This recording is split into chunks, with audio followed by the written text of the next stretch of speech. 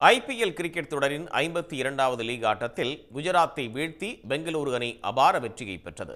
பெங்களூரு சின்னசாமி மைதானத்தில் நேற்றிரவு நடைபெற்ற போட்டியில் டாஸ் வென்ற பெங்களூரு அணி பந்து வீச்சை தேர்வு செய்தது.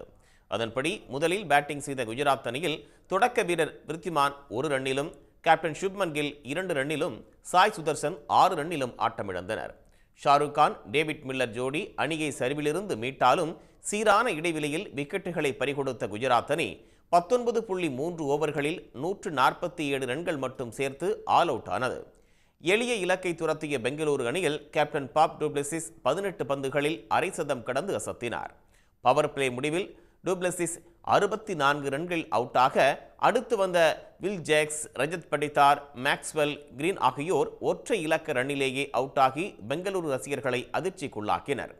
நிதானமாக விராட் கோலியும் 42 ரன்னில் அவுட்டாக மைதானத்தை நிசப்தம் ஆக்கிரமித்தது. ஆனாலும் அடுத்து வந்த தினேஷ் கார்த்தி, ஸ்வப்னில் சிங் இணை அணியை எளிதாக வெற்றி பெறச் செய்தனர். 13.4 ஓவர்களில் 6 விக்கெட்டுகள் இழப்பிற்கு இலக்கை எட்டிய பெங்களூரு அணி புள்ளிப்பட்டியலில் 10வது இடத்திலிருந்து 7வது இடத்திற்கு முன்னேறியது. அந்த அணியின் வேகப்பந்து வீச்சாளர் முகமது சிராஜ் ஆட்ட நாயகனாக தேர்வு செய்யப்பட்டார். உடனுக்குடன் செய்திகளை தெரிந்து கொள்ள சன் நியூஸ் பெல் ஐகானை கிளிக் பண்ணுங்க.